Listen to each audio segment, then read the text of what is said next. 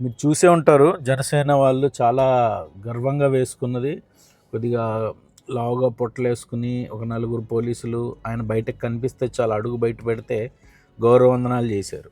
అట్లా బయటికి వెళ్తే కొద్దిగా సరిగ్గా లేదంటే ఈసారి కొద్దిగా ఫుల్లీ డ్రెస్ అయిపోయి మళ్ళీ ఆయన ఆఫీస్ ముందు మళ్ళీ ఇంకో నలుగురు సాయుధ పోలీసులు గౌరవవందనాలు చేశారు. సో మనకు కనిపించినవి వీడియోలో కనిపించినవి 2 టీంలు, కానీ యాక్చువల్గా అలాగే 8 టీంలు ఉన్నాయి.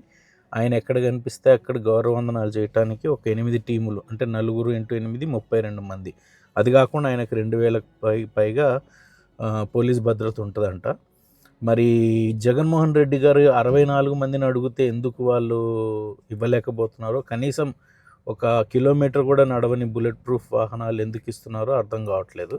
ఆయన మరి 40% ప్రజల అభిమానాన్ని చూరుకొని 40% మంది ప్రజల మద్దతుతో గెలిచి ఉన్న జగన్మోహన్ రెడ్డి గారిని ఎందుకు ఆయన భద్రతని వీక్ చేస్తున్నారో అర్థం కావట్లేదు.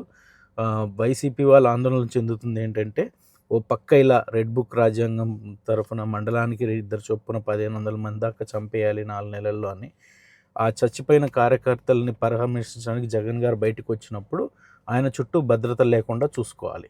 ఈ ఈ అంటే మరి దాని తర్వాత ఏం చేస్తారో, అలా భద్రత లేకుండా ఆయనని ప్రజల్లోకి రానిచ్చి అన్నది ఇంకా తెలియలేదు. అందుకోసమే వైసీపీ వాళ్ళు చాలా ఆందోళన చెందుతున్నారు. దీన్ని మనం ఖచ్చితంగా ఫాలో చేయాలి, ఖండించాలి.